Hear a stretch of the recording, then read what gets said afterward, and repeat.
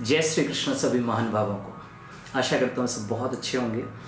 पहले वीडियो में हमने धर्म के बारे में बात करी थी और आज जो है एक बहुत अच्छा सा बहुत अद्भुत सा श्लोक। देखिए, मैं कई बार ऐसे बोलता हूँ ना, हमारे धर्म ग्रंथों में गीता में है ना, श्रीमद् भागवत महापुराण में, महाभारत में, सब में एक एक श्लोक अगर आप पढ़ेंगे ना, देखिए कुछ जो है दुर्बुद्धि प्राणी होते हैं ना, उनको हमारे धर्म ग्रंथों में सिर्फ कमियां नजर आती हैं, पर सच में अगर आप बहुत अच्छे से देखेंगे ना तो एक एक श्लोक इतना अच्छा है, बहुत अच्छा अद्भुत श्लोक है। और ये कब के लिखे गए हैं, बहुत मतलब हज़ारों साल पहले की चीज़ें लिखी गई हैं ये, बट स्टिल वो इतनी प्रामाणिक सिद्ध होती हैं कि वो आज भी प्रामाणिकता सिद्ध होती हैं। एक बड़ा अद्भुत श्लोक मुझे मिला श्रीमद् भागवत में, और द्वितीय स्कंद का एक श्लोक है, अध्याय 5 का एक श्लोक है ना। तो ये है किस संदर्भ में वो बताता हूँ। जैसे आज की डेट में हम जब देखते हैं ना, तो हर कोई व्यक्ति, हमें ऐसा लगता है ना जाने भारत में कितने जगत गुरु हैं, है ना। आप समझिए, जगत गुरु एक ऐसा शब्द हो गया है। जगत गुरु का वास्तविक मतलब है जो जगत का गुरु हो, और जगत का मतलब है पूरा चराचर, पूरा पृथ्वी का जो गुरु हो, वो जगत गुरु है। और आजकल सब जगत गुरु जगत गुरु जगत गुरु, इतने सारे जगत गुरु हो गए, जितने मनुष्य उतने ही जगत गुरु हैं। सब अपने आप में एक एक जगत गुरु है, पर रियलिटी में जगत गुरु मैं बताता हूँ क्या हैं और क्या कहाँ से ये चीज़, इस श्लोक मुझे मिला।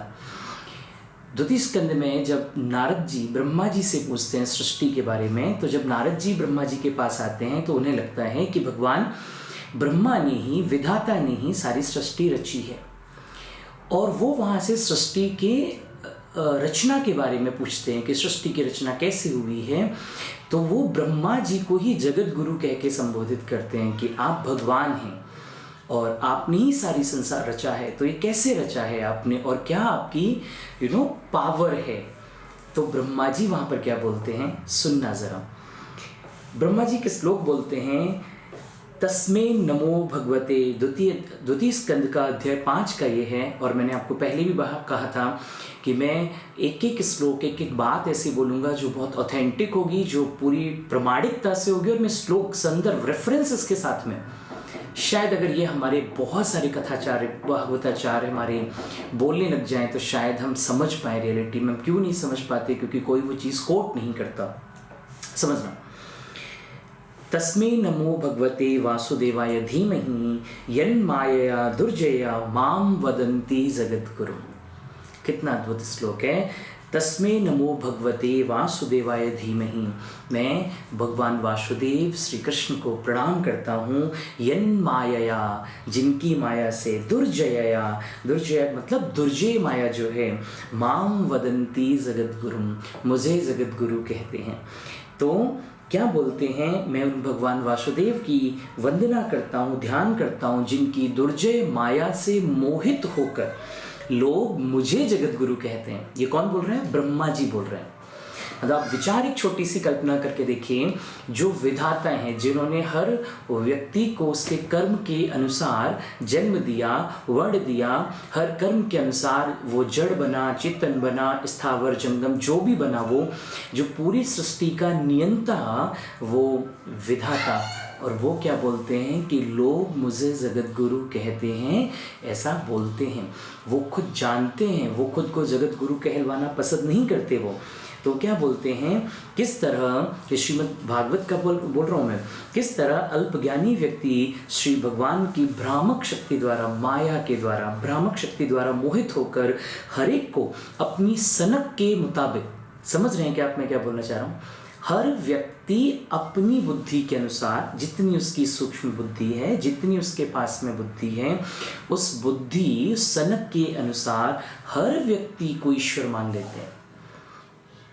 आप थोड़ा सा विचार करिए, अगर आप सच में सनातनी हैं, हिंदू हैं, आज के डेट में ना जाने कितने बहरूपिया हैं, और ये घूम रहे हैं और ये बोल के घूम रहे हैं कि हम ही ईश्वर हैं।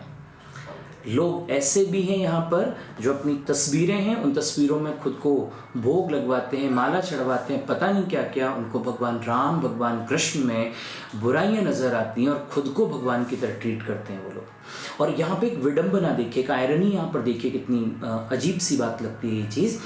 वो लोग गीता का रेफरेंस देते हैं, गीता के इस अध्याय में ये चीज़ कही गई है, अरे जब तुम भगवान कृष्ण को ही गलत साबित कर रहे हो तो गीता को रेफरेंस देने की तुम्हें ज़रूरत क्यों आन पड़ी है। कोई भी आज के डेट में ऐसा व्यक्ति नहीं है, कोई भी धर्म ऐसा नहीं है, कोई भी मजहब, पंथ, समुदाय ऐसा नहीं है जो इन ग्रंथों का रेफरेंसेस ना लेता हो। पर भगवान को नहीं मानेंगे। भगवान राम में हजारों दोष देख लेंगे, भगवान कृष्ण में हजारों दोष देख लेंगे, पर हम उनके ग्रंथों को कोट करे बिना मानेंगे नहीं हम। ये वाली बात है। ना जाने कितने, मैं डायरेक्टली नाम लेने का मुझे ना तो कोई मतलब है, ना मैं किसी के प्रति बहुत बुराई की भावना से बोल रहा हूँ। मैं सिर्फ ये बोल रहा हूँ, ऐसे लोगों को आइडेंटिफाई करिए, ऐसे लोगों को विचार करके सोचिए। जो व्यक्ति आपको भगवान राम, भगवान कृष्ण, हनुमान जी, शिव जी, गणेश जी, सूर्य, इन सब से, देवी, इन सब से अगर आपको कोई दूर करता है, आपको कोई मूर्ति पूजा का विरोध करता है, सच मानना, एक ये जो एक संप्रदाय है, मैं क्या बोलूँ उस चीज़ के बारे में, एक संप्रदाय है जो खुद को ना जाने कितना धार्मिक सिद्ध करते हैं परंतु मूर्ति पूजा का विरोध करते हैं। सच मान के चलना, जिस दिन सनातनी ने, जिस दिन हिंदू ने अगर मूर्ति पूजा ही बंद कर दी, उस दिन सनातन धर्म ही खत्म हो जाएगा। एक मंदिर ही तो है हमारे पास में जहाँ पे हम अपनी आस्था को प्रकट कर सकते हैं। मंदिर हटा दिए जाएं और ये ग्रंथ हटा दिए जाएं तो हमारे पास बचेगा क्या, विचार करके देखना। कई बहरूप ये हैं, इस रूप में है वो आपसे ये नहीं कहेंगे कि हम आपको धर्म से अलग कर रहे हैं, पर एक कई लोग हैं, मैं आपको थोड़ा सा इस चीज़ पे बोलूँगा, कई लोग हैं ऐसे जो बहुत ज़्यादा इन्फ्लुएंसर्स हैं, बहुत ज़्यादा इन्फ्लुएंसिंग पावर भी रखते हैं, नो डाउट। उनकी वीडियोस पे बहुत मिलियंस में उनकी वीडियो चलती हैं, नाम के आगे आचार्य लगा होता है, वो गीता का पूरा पाठ पढ़ाते हैं। गीता के नाम पर हज़ार रुपये के सब्सक्रिप्शन उन्होंने बेचे हैं, 999 की सब्सक्रिप्शन बेचे हुए हैं गीता के नाम पर। आप गीता पढ़ा रहे हैं। और मैंने सच मानना, मेरा एक बार, मैं कभी ऐसे लोगों को नहीं सुनता, मैं जो रियल संत हैं उन्हीं को सुनता हूँ और मैं स्वाध्याय करता हूँ, बस। इसके अलावा मेरे पास में, मैं ढोंगियों को तो बिल्कुल भी नहीं सुनता मैं। तो मैं सिर्फ ये बोल रहा हूँ, वो गीता है, उनके लिए भगवान कृष्ण में आस्था नहीं है। कभी मैंने नहीं देखा उनको किसी मंदिर में भगवान के आगे वो मस्तक झुका रहे हैं वो अपना। पर गीता के नाम पर उन्होंने अपनी इतनी संपत्तियां बना ली, इतना ज़्यादा उन्होंने वेल्थ क्रिएट करी है सिर्फ गीता के नाम पर। अब भगवान के नाम पर, भगवान के ग्रंथ को आप उठा के और आप जो है वहाँ से अपना इनकम कर रहे हैं, बट आप भगवान को मानने को तैयार नहीं है। उनके लिए भगवान कृष्ण और अर्जुन वो एक हाइपोथेटिकल कैरेक्टर्स हैं जो बस उनको वो नाम बोलना है, अदरवाइज उनका भगवान में कोई आस्था नहीं है। ऐसे लोगों को पहचानिए। ऐसे लोगों ने महाकुंभ में अंधविश्वास करके उन्होंने और वहाँ पे पोस्टर्स लगाए। विचार करिए, कोई व्यक्ति कैसे ऐसा कर सकता है? इतना ज़्यादा डबल स्टैंडर्ड कैसे हो सकता है किसी का भी? अगर मैं भगवान को मानता हूं तो मैं भगवान की हर चीज़ को मानूंगा, मैं उनके जन्म को, उनके कर्म को। अगर भगवान कृष्ण योगेश्वर हैं तो ये भी ट्रुथ है कि भगवान कृष्ण ने माखन चुराया था, ये भी ट्रुथ है। मुझे वहाँ भी वो भाव देखने की ज़रूरत है। मुझे रासलीला में भी ये भाव देखने की ज़रूरत है कि मैं ईश्वरी, मैं किसी दिन एक बहुत डिटेल्ड वीडियो बनाऊंगा रासलीला के ऊपर भी। शायद लोगों के भ्रम, शायद लोगों की गलत मानसिकताएं दूर करने की कोशिश कर पाऊँ मैं। बाकी जो गलत है उसको तो मैं क्या दूर कर सकता हूँ? देखिए, कोई व्यक्ति सो रहा होगा तो उसको जगा सकते हो, पर जो जागता हुआ भी सोने का नाटक करे उसको कैसे जगाओगे? तो मैं किसी की मानसिकता बदलने नहीं आया, मैं बस ये कोशिश कर रहा हूँ अपने लोगों को, जो हमारे लोग हैं बहुत चंद ही सनातनी हैं, बस वो बचे रहें हमारे, वो बहुत अच्छे से करें चीज़ों को। इसलिए मैं कोशिश करता हूँ कि ग्रंथों में ही कुछ करूँ।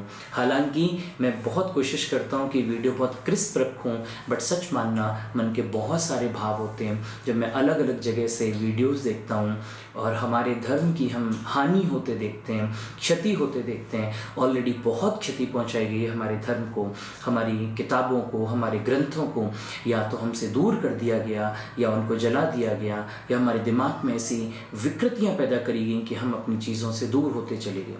हमारे पास आज की डेट में सिर्फ मंदिर हैं और ग्रंथ हैं, बस इन दो चीज़ों पर जुड़े रहिए आप। मैं तो बोलता हूँ सगुण साकार की ही पूजा करिए, निर्गुण निराकार अपने आप मिल जाएगी। मैंने कहीं पढ़ा था, मुझे एग्जैक्टली याद नहीं कहाँ पढ़ा था, मैं ज़रूर किसी दिन आपको बताऊँगा कहाँ पढ़ा था। वहाँ द्वैत और अद्वैत का आया है, तो वहाँ पे एक जिक्र आया इस चीज़ का कि जो व्यक्ति द्वैत को समझता है वो व्यक्ति अद्वैत को बहुत अच्छे से समझ सकता है, पर जिसने द्वैत को बहुत अच्छे से नहीं समझा वो कभी अद्वैत को नहीं समझ सकता है। मतलब जिसका सगुण में मन लग गया, जिसको ठाकुर जी की एक पत्थर की प्रतिमा में जिसको ठाकुर जी नजर आ गए, विचार करिए उसको हर जगह ठाकुर जी नजर आ जाएंगे। और वरना अगर हम एक मंदिर में भगवान को नहीं देख पाए तो भगवान तो हमें मिलने वाले ही नहीं है। निर्गुण निराकार की कल्पना सच में बहुत ज़्यादा टफ है। हम संसार में रहते हुए शायद निर्गुण निराकार की कल्पना तो हम या उनके बारे में हम ध्यान ना कर पाए। इसलिए सबसे इजी जो माध्यम है, सबसे जो इजी तरीका है वो है मंदिर, वो है घर में पूजा। हमारा घर मंदिर बने, हम मंदिर में ज़रूर जाएं, पूजा करें। ज़रूरी नहीं है बड़े मंदिरों में जाएं, ज़रूरी है हम छोटे मंदिरों में जाएं। वहाँ पे हम अगर कुछ सेवा कर सकें, वहाँ अगर हम कुछ कंट्रीब्यूट कर सकें उस मंदिर में, वहाँ पे ज़रूर हम करें।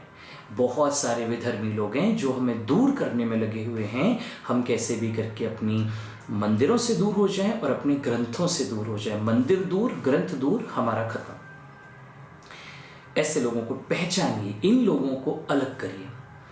ज्ञान देना बहुत आसान है, परंतु सच में उसी व्यक्ति का ज्ञान समझना जो भगवान राम, भगवान कृष्ण इनको माने, भगवान शिव, पार्वती, जो हमारे सनातन, हमारे देवी देवता हैं। कभी जीवन में भी उसके मुंह से कोई अपमानजनक शब्द ना निकल जाए उसके मुंह से, तो मान के चलना कि वो व्यक्ति की बातें आप जरूर सुनिएगा। मैं कभी मना नहीं करूँगा।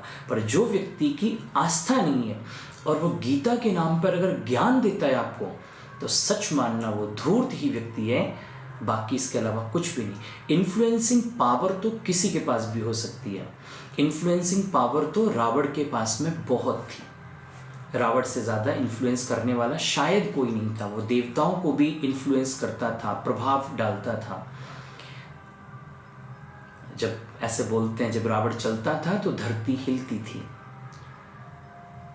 इन्फ्लुएंसिंग पावर से नहीं होता कुछ भी। सच में भगवान के प्रति समर्पण। मैं ब्रजवासी हूँ, मेरे मुंह से कभी भी ठाकुर जी के लिए कभी, मतलब एक होता है जानबूझ के, एक होता है अनजाने में, स्वप्न में, मैं ठाकुर जी की निंदा, ठाकुर जी के बारे में गलत वचन जीवन में भी कभी नहीं। शायद मेरा अंतिम क्षण हो जीवन का वैसा। इसलिए मैं कई बार बहुत आवेश में भी हूँ चीज़ों में। कई बार ऐसा लगता है कि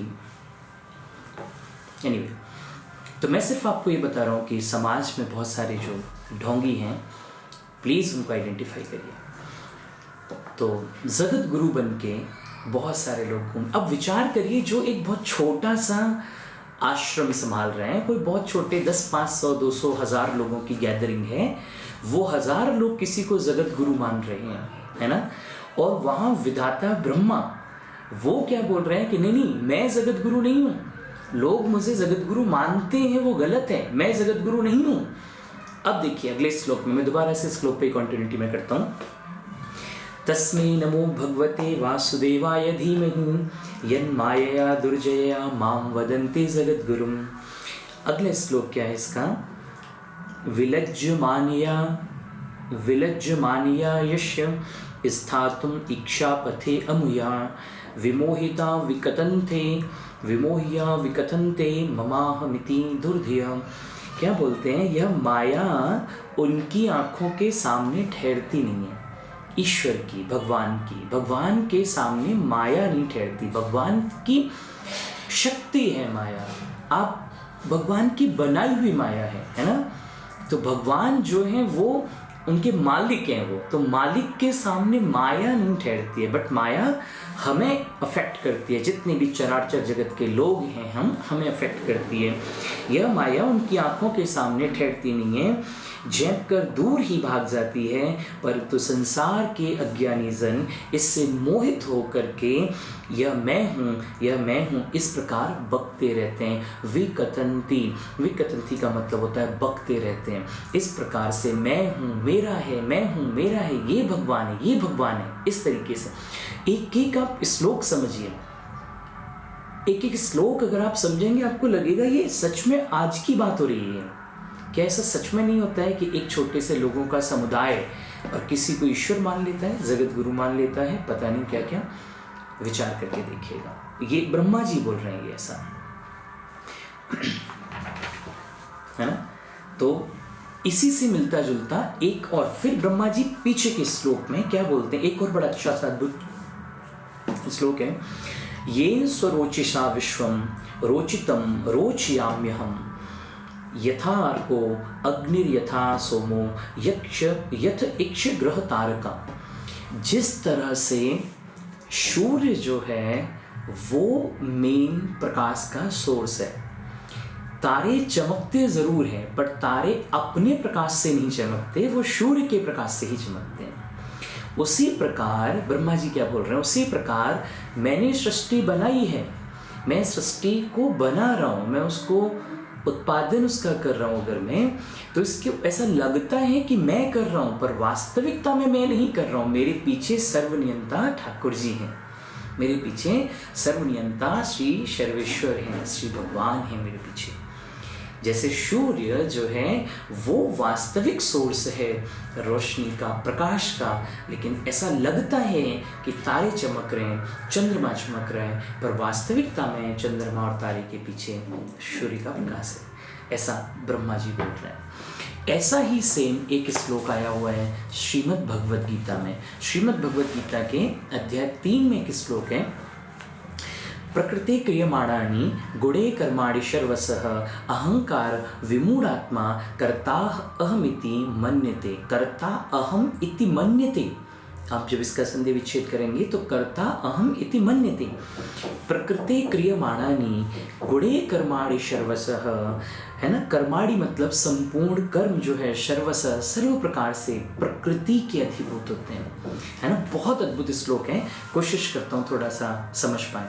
मैं क्या बोल रहा हूँ, जैसे अहंकार जो आता है ना, वो क्यों आता है अहंकार। देखो अहंकार के मात्र 2 रीज़न होते हैं, या तो हम किसी चीज़ में कर्ता होते हैं और या हम किसी चीज़ के कारण होते हैं। अहंकार के 2 ही केवल सोर्स हैं। आप विचार करके देखिए, या तो आप खुद वो काम कर रहे होते हैं या फिर हो सकता है आप उस चीज़ के करने के पीछे के कारण हो। इन दोनों वजह से अहंकार आता है। तो हमें ऐसा लगता है कि जो कुछ कर रहे हैं वो हम कर रहे हैं, पर वास्तविकता ये है कि जो कुछ हो रहा है वो प्रकृति के गुणों के वशीभूत होके हो रहा है। हमारी स्वतंत्र प्रकृति है भी और नहीं भी। फिर समझाता हूँ, एक है शरीर और एक है शरीरी। शरीर जो है वो आउटर बॉडी है मेरी, वो जड़ है, वो प्रकृति के पराभूत है, वो प्रकृति से बंधी हुई है। और एक होता है चेतन, वो होता है, वो शरीर तो ये है, वो होता है शरीरी, मतलब जिसे हम बोलते हैं ये है शरीर और वो है आत्मा। आत्मा को शरीरी बोला गया है। तो शरीरी जो होता है वो चेतन है। तो हम जितने भी काम जो शरीर के वशीभूत होकर शरीर से जो कितने भी काम करते हैं, इसका मतलब ये प्रकृति से बाउंडेड है।